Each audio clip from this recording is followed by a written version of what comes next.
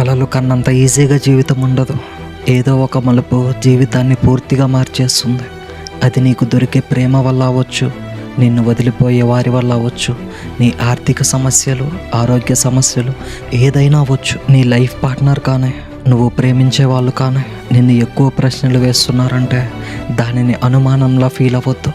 ఎందుకంటే కామంతో నిండిన ఈ ప్రపంచంలో మనిషి నిజమైన ప్రేమను నగ్నంగా కూడా పరీక్షిస్తాడు. నువ్వు ఒకరిని నమ్మి ప్రేమించి మోసపోతావు, ఒకరిని నమ్మి డబ్బిచ్చి రిలేషన్ చెడగొట్టుకుంటావు, మాట సాయం చేసి మధ్యలో ఉన్న నువ్వు తిప్పలు పడతావు. జస్ట్ అబ్జర్వ్ వన్ థింగ్, మనకున్న బాధలన్నీ ఇతర వ్యక్తులతో ఉన్న సంబంధాల నుండి, బంధాల నుండి వచ్చినవే. జనాలు నీ యాక్టింగ్ చూడడానికి అలవాటు పడ్డారు, నిజాలు వాళ్ళకి అక్కర్లేదు.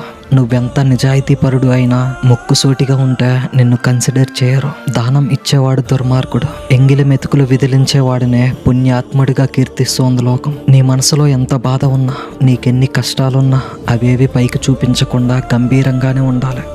నా వల్ల కాదు అని కూర్చుంటే చులకన అయిపోతావు. చేత కానట్టు ఉంటే చీమ కూడా చికాకు పెడుతుంది. ఇంకొకరి లైఫ్లోకి నువ్వు వెళ్లకుండా నీ పని నువ్వు చూసుకున్నంతకాలం నువ్వు బాగుంటావు.